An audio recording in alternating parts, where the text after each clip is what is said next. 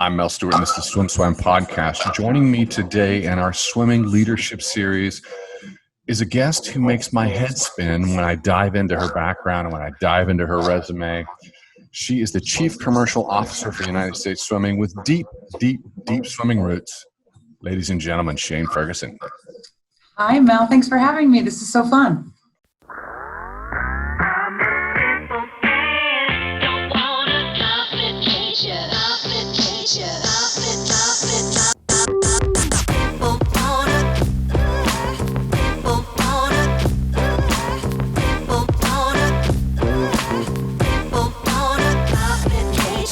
How you doing? Good to see you. It's good to see you. It's actually good to see you. I know I'm so used to seeing you on deck and just being in the mix. So we should say this at the outset. We do know each other, and I work as an ambassador with USA Swimming Foundation. It's been the joy of my life since 2008. And to put Shaina into perspective, so we engage on that side. But Shaina is the Chief Commercial Officer. She's the head of the commercial division at USA Swimming, which I can't remember everything that she has to do. She has to, it's sponsorship sales, revenue generation, digital platforms, raising money for the USA Swimming Foundation, event planning, creative communication. It is all falls on her shoulders. So when I still feel sorry for myself with this work that I do at SwimSwam, I just think of Shaina and I think, you know what? I don't have as much responsibility as she does. That's good. Well, all you need, Mel, is a really great team. A lot of responsibility.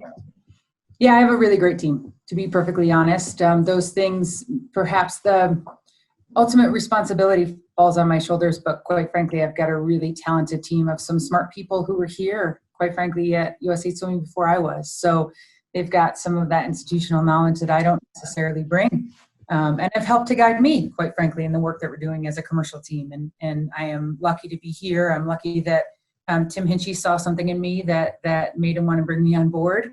I would also like to mention, Mel, you spoke a little bit about the foundation and the work you do there. I got to say, we couldn't do it without you. You are such a critical member of our foundation. We call it Trust Tree over here, as you know, but the core team that does the work behind fundraising and reaching out to our alumni and reaching out to the greater swimming community simply would be a whole lot harder if you weren't so involved. So I just want to thank you publicly for that. No, I appreciate it. It's what I like about Tim, our new CEO, who brought in and really has changed the culture in many ways. I don't want to make the podcast all about the culture change, but I do think it's important. In terms of there's 9 division heads there. In terms of leadership at USA Swimming, in the past it's typically been all men, and now it's 5 women, 4 men, which is frankly a positive change. And it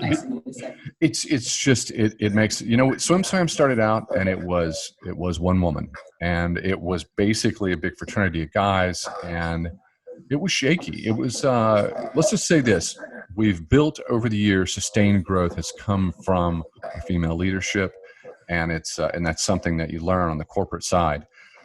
But also in terms of culture, he's really chlorinated it, and he's brought in, in terms of people who have great resumes. We'll talk about your resume, but it's just they have great resumes, but they also have swimming roots, and you have swimming roots.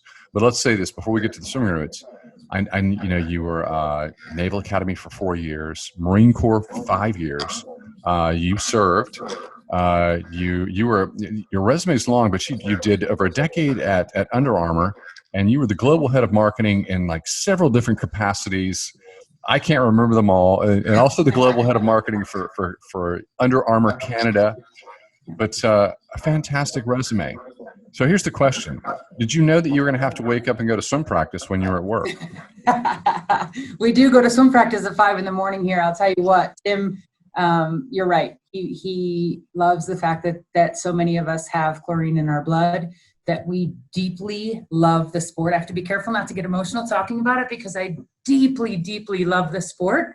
Was a competitive swimmer from the age of 6, but Mel, I was never going to make it to the national level of competition. I was your typical age grouper. I swam in the Adirondack LSC. I was lucky enough to swim Division I, but that was it.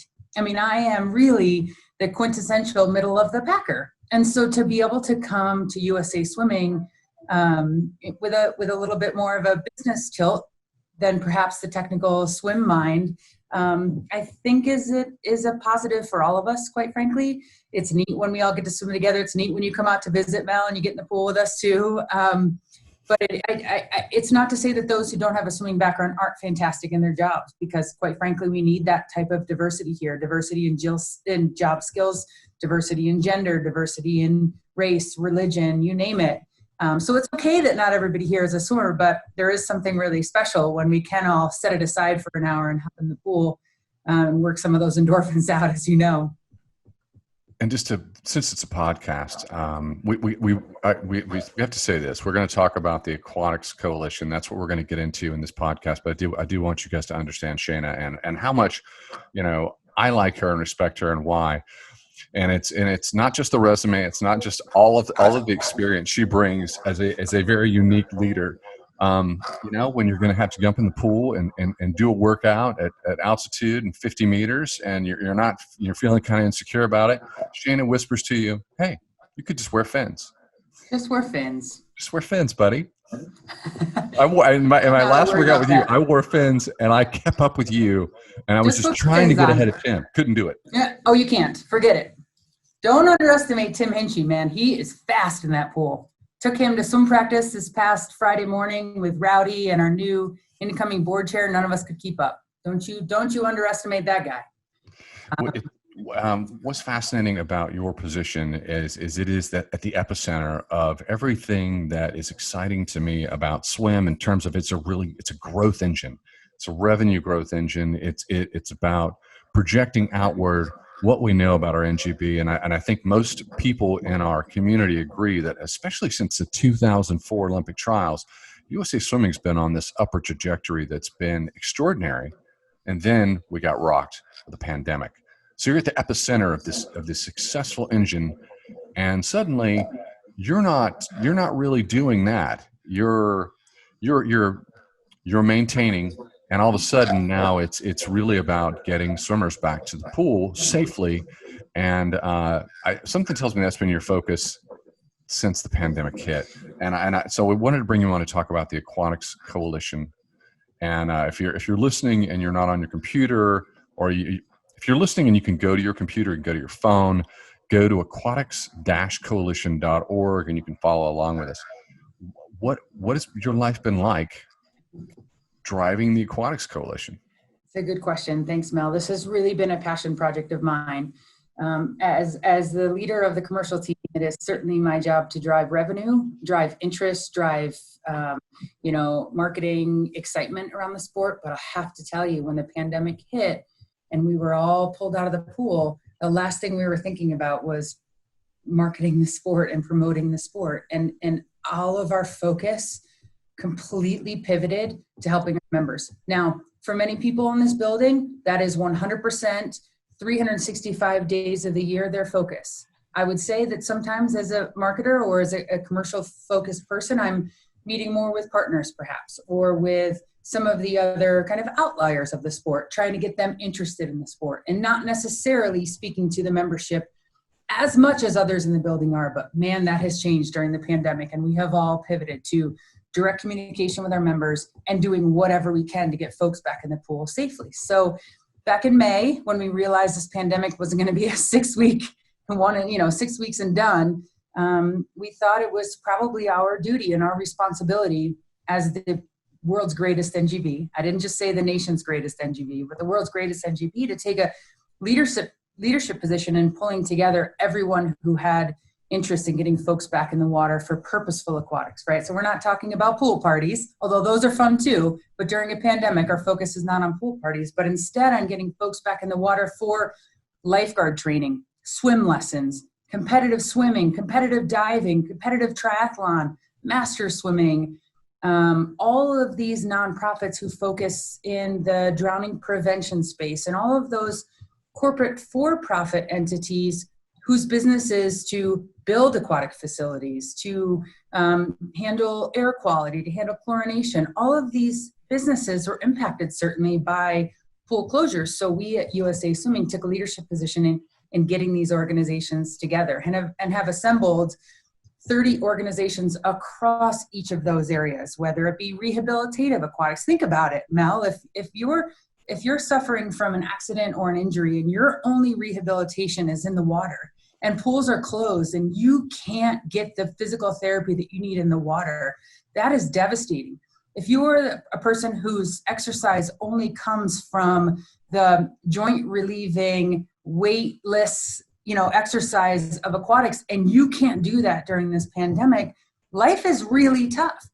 Lifeguards weren't getting certified. Kids were not getting swim lessons. Like, this was a really desperate time, not just for competitive swimming and USA Swimming, but across all aquatics. So again, we brought this coalition of over 30 organizations together with a shared purpose. And that was to safely advocate for a return to water. We started asking scientists and medical experts what we should be doing and how we should be doing it. We started talking to government officials and local health officials to explain to them how competitive swimming or lifeguarding or swim lessons is much different from pool parties and silliness, right? That this is important, that folks need aquatics rehabilitation and aquatics fitness. People need swim lessons, et cetera, et cetera. So momentum really, really took off for us. We're quite proud of that. And certainly over the last few months have seen some great strides because of the advocacy work that we've done, because of the PR work that we've done, because we have spoken to governors and mayors and local health officials to help them understand what competitive swim is and what purposeful aquatics is. Because quite frankly, until they saw what a safe swim practice looked like, they didn't believe it could be done. So we're not out of the woods entirely yet. As you know, there are a few regions in the nation that are still struggling from not having indoor pools open. And we will continue to fight until we can get all those pools open again for safe swim practice. We are not advocating for a free-for-all and everybody just getting back in the water like we used to. We'll get there soon, someday, we hope. But right now, following proper protocols and getting kids and adults back in the water safely is our biggest concern. This was a raging debate on every single social media platform that you could possibly imagine. And early on in the shutdown, it was a lot of coaches, a lot of influential coaches, a lot of influential athletes saying, we're a little bit different, and we just been categorized a certain way, and now we're shut out. But I remember one of the biggest concerns at the outset was like, we got to prepare. We have to have a game plan for getting back. And part of it was lifeguards are headed by aquatics directors, and they're not motivated to do their training. How much training could they do on deck before they get in the pool just to be ready to go? It sounds like there's so many details to this, and that it's almost like, I don't want to call it warfare, but it feels like asymmetrical warfare. Yes. It is, but we have to do it gently and carefully. I'll tell you, the first phone conversation we had with the CDC, because we did pull the CDC in to say, help us help you. Like, please let us show you how we can do this safely. The first conversation we had with the CDC was not successful. This woman who was wonderful and lovely said, I just don't believe that you can do this safely. And now, a few months later, she sits on one of our committees on the Aquatics Coalition. We are actually helping her tell a story of how purposeful aquatics can indeed be done in a safe way, as safely as possible, right? There is nothing that anybody can do right now that is 100% safe. So I want to be clear that we are not saying that everything that all the protocols we're putting into place means that you can have 100 kids in the pool at the same time. No, we're still trying to figure this disease out, right? The chairman of our foundation board, Dr. Cecil Gordon, has been a really great sounding board for me in all this, as have Dr. Tara Kirksell. You might recognize her maiden name, certainly, who is a lead scientist at Johns Hopkins University. She's done a lot of work with us on this, as well as Dr. Lisa Blackwell, who is a physician in California, have all been really clear to say, Shaina, there is so much we still don't know yet. So to be clear, all of the protocols that we recommend and all of the advocacy work that we do is understanding and under the condition that this is all we know right now, right? So everything we push out is saying, this is what we know as of this timestamp right now. And we have to be smart about it, because the health and safety of our 400,000 members at USA Swimming is the thing that keeps me up at night, quite frankly, is the thing that I think about most often. There was a period of time when pools started to open back up in May, and it was a little bit of a white knuckle moment, because I was waiting for reports of people who had contracted COVID, and they were out, positive tests, and we didn't see this spike. So it seemed like coaches were figuring out. We saw some fits, and they were starting with fits and starts. Some were doing it well, but it seems like everyone was reacting quickly. One of the biggest teams in the country is Nitro Swimming, and Nitro Swimming returned, and we were there the first day, and I would say that they were 99% there. Yeah. But there were a few moments where coaches were talking and the mask was slipping below their nose, and people really just piled on them when they saw that media. And I'm like, I don't know that that's I knew that they reacted very quickly to that. Yeah. And I don't know what it's like internally for you all, and how in the nitty gritty you are with this, but it's We are. Okay. We are, and quite frankly, the Aquatics Coalition is managing an enormous effort around data collection, because we want to know exactly by facility where there are cases popping up, tracing where those cases have originated. And I got to tell you, like, knock on every single piece of wood that I can find, we haven't contact traced any positive cases of COVID back to a swim practice. So that means that kids and coaches are doing it right on the pool deck, that they are following the rules. The younger swimmers are doing it a little better than the older swimmers, as you can imagine. So there's the challenge to any of you older swimmers listening. The little kids have you guys beat by a mile. And the little kids are telling the older kids, put your mask back on, right? So, but we have, and there are plenty of teams who have positive cases. There's no doubt about it. But the facilities managers and the head coaches are all the coaches, quite frankly, are handling those cases with such fragility, and certainly with all the right protocols in place. And we are just not seeing any sort of spread of the virus because of swim practices. And that's awesome. Aquatics-coalition.org. It's a really great site, because you can go there, and there's a few little links that you click on them, and it tells you exactly what's happening right now all across the country. Yeah. How up to date is that data in terms of, okay, this is a map of all the pools that are opening? Good question. So there are some links on there that'll take you to static PDFs and static Word documents. And the reason for that is to give you all the tools you might need to advocate the local level, or any forms you might need to fill out, or any understandings of protocol you can paste on the door heading into the pool. Those are all quite static. But when you see the list of pool openings and the map of pool openings, big thanks to our friends over at Councilman Hunsaker, that actually links through to their site. They are in the business of getting facilities open, right, as you can imagine. So they're the ones who are maintaining all of that data, and we are just simply pushing people through there. Councilman Hunsaker is one of the members of the Aquatics Coalition who's just been tremendous for us in that respect. And long storied history. It's so map of pool openings, list of pool openings by state. I mean, this is impressive, and it's USA Diving, Master Swimming, Swim Across America, the YMCA. It's Streamline Brands, Neptune Benson. I mean, it's the list goes on and on. USA Triathlon. It's impressive. This is so you brought your big guns out, and everybody's standing together. We did. I will tell you. Of all the organization we asked to join, there was only one who chose not to, who shall remain nameless. Everybody else said yes right away, jumped in, and others since then have said, can we join? Can we join? And I want to make clear that we came together because we were in the middle of crisis.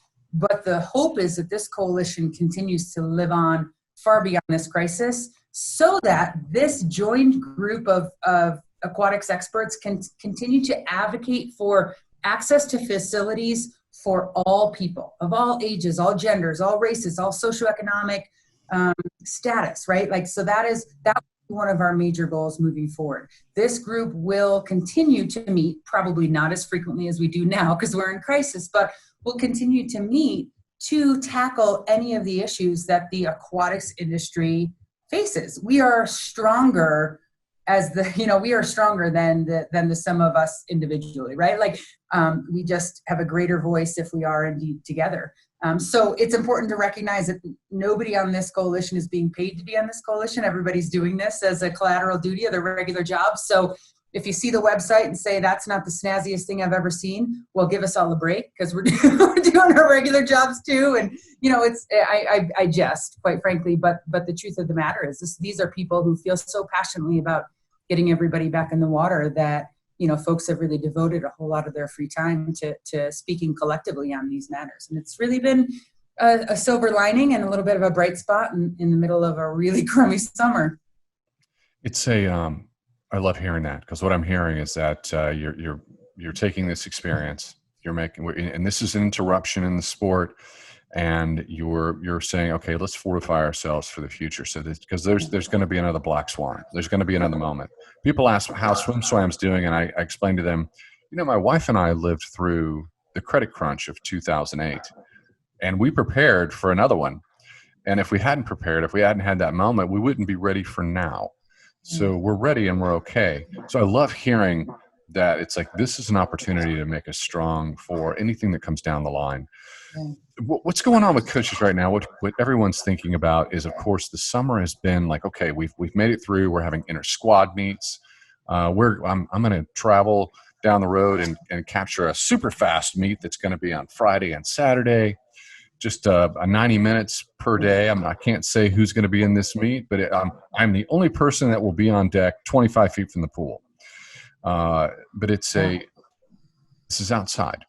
And it's like, how do you move? It seems like the hump is going to be, how do you do this indoors as we start to cool off? And the answer is, I don't know. Can you share anything at all? We talk about it every minute of the day here at USA Swimming, quite frankly. We know that these athletes have got to get back to competition. We got through the hump of everybody was training via Zoom and doing dry land, and we got most of our membership back in the pool, which was nice. But these athletes are itching to get to competition, and we're itching for them to get back to competition, quite frankly. So right now it's a series of virtual competitions, certainly, but we are at the forefront. We want to be the youth sport at the forefront, really, of getting kids safely back to competition. Okay, and I don't mean kids. I mean athletes of all ages. But that the overwhelming majority of our membership are athletes under 18. So the safety of those school-age children certainly is of utmost importance to us. But we also know that those athletes need to be around their friends and need to compete and need to have a reason to really grind, right? So we put together Tim and Joel like to call it a crawl walk. Oh my God, they're gonna hate me. I've forgotten what it's called. Crawl walk, probably like a crawl walk swim. Crawl walk compete. Crawl walk compete. You can edit that out later. But the point is we start with some virtual competitions, and then we move to some in-person competitions across various venues, right? We won't have a great big Toyota US Open this year in one location. We would have loved to have gone back to Atlanta and had, 1,200 athletes on the pool deck or whatever the case may be, but we just can't do that. So we'll do that in multiple sites across the nation, and we'll score those athletes against each other in those multiple sites. We want our national teamers to start competing against each other too. They're just chomping at the bit, and we are too, quite frankly. So how do we do that safely, though? That means we're not going to have great big meets with hundreds of spectators. We won't have 100 people on deck anymore. We can't. We just can't for now, right? The cleanliness of locker rooms comes into play, and how crowded are the pool decks? How crowded are the stands? How crowded are the locker rooms? We've got to take that all very, very seriously. And in doing so, that means we have to limit the number of entrants for some of these meets, right? So we're working through that all now, but we're not going to wait until 2021 to have competitions again. We put a stake in the ground and said that we're ready to get back to competing in 2020. And naturally, every family has to make the decision that makes the best sense for them. And we recognize that. But for those who are anxious to safely get back to competition, we will offer, USA Swimming sanctioned opportunities for them to do that as we round out 2020, in the hopes that we can turn the corner through the new year and jump into 2021 with fervor and excitement. We got to get to Omaha in June with these athletes ready to go, right? You don't just show up at Olympic trials after not competing for a year. You got to get back to competition and so that we can field the best team in the world. Can you share a little bit what it was like internally and the culture up there at the HQ in Colorado Springs with the United States Swimming when you saw swims like we did in May and June from Claire Corzon? Yeah. She broke the national aggregate record. Yeah. We've seen a lot of personal bests. We've been reporting a lot of kids who are just popping back in the pool and they're knocking out junior national cutoff times. It seems, were you surprised by how fast swimmers are swimming? Surprised, maybe. Thrilled, yes. Just think of what Claire could do if she had, 7 other people in the pool with her in a final. You can only imagine how fast she would go. What a talent that we're looking forward to watching soar in the months and years to come, for sure. That just goes to show first of all, these kids are resilient and they are not going to be held down by a global pandemic. We could all probably learn a lesson from that resiliency, right? That positivity and that enthusiasm and that ability to excel, right? We are all, and when I say we, I'm probably talking about adults like us in our 40s. We are exhausted. We are so beat down, exhausted. And these youngsters are saying to us, look at me, I just popped the best time by 3 seconds in the middle of a time trial at practice, right? Let's see what you guys can do. And it's just it's nice for us to see that and remind us that hope is not lost, right? Well, we're coming down to about the last 3.5 minutes, and I don't want to put you on the spot, but what I'm hearing from you is that, hey, you're at the NGB, at our leadership understands we've got to get back in and race, and that's going to look a little differently, but we're gonna move forward with that and with smaller venues, and I guess it's going to be tracking the wintertime, because it's just. Everyone is hoping against hope that we can all show up in Omaha. Yeah. And people ask me and I'm like, I don't know what that looks like. I think it sounds like we have to have a lot of tests before then. Yep. So yes, I'm putting you on the spot. Shaina, we're going to have trials or not? Yeah. I'll tell you what, Mel, we talk about it all the time. We are going to do every possible thing that we can do. A cancellation of trials would mean a 80-member USA Swimming staff going down kicking and screaming. Period. End of story. We want it so badly. We're doing everything we can. Naturally, we've got a plan A that you all know about, but I'll be honest, Mel, we've got a plan B, plan C, and plan D also, and none of those plans are no trials. None of them are. We got to get, it's the ultimate meat of our NGB. Certainly the Olympics matter a whole lot, but for the greater membership, the Olympic trials is our premier event, right? And we are so excited and so primed and so ready that we will do absolutely everything necessary to get those athletes on deck in June. It's and I think people need to be aware that it's going to this situation is fluid, and without experience and data heading into next spring, you can't have a definitive answer. And something tells me those answers are going to be rolled out as soon as possible. I think you guys have been good about moving quickly. Yeah. Are you seeing anything around the world that has been in other governing bodies or other parts of the world where it's like, you know what, this works? Or are you sitting back and watching it and still reviewing the data? We're sitting back and watching.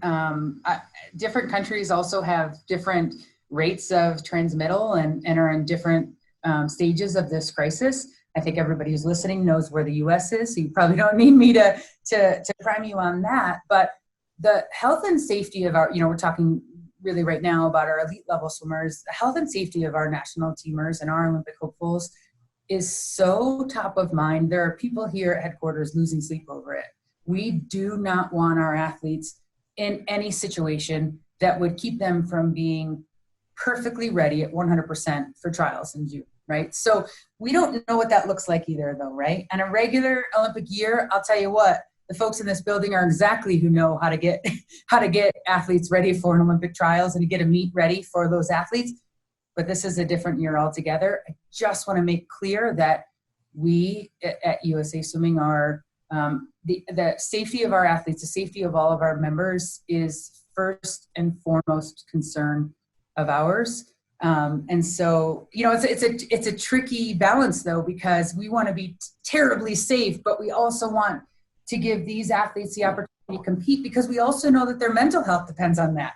We haven't even talked about that yet. We've been talking a lot about the physical health and the worries that we all have around COVID. Let's not forget how important it is for athletes to be in the water for not just their physical health, but also their mental health and their social health, right?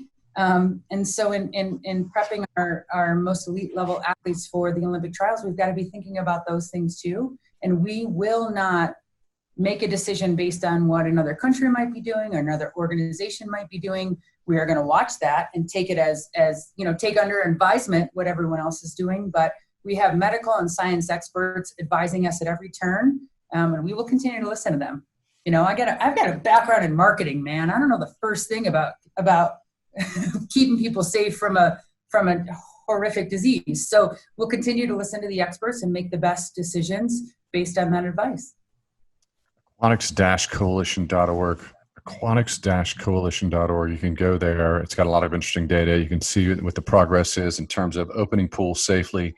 We've been listening to Shana Ferguson, Chief Commercial Officer at United States Swimming. And Shana, I hope you come back and we can have a conversation about the exciting things that are happening in the marketing and development side and cool events that are happening.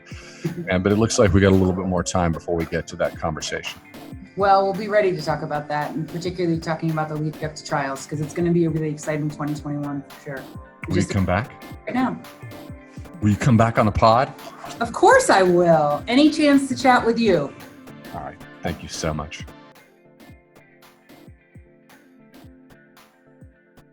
You've been listening to the SwimSwam podcast. Stay tuned for new episodes every week. You can take SwimSwam podcast on the go by subscribing on your favorite podcast platform. Look for links in the description below, and be sure to subscribe to our YouTube channel for more videos as well.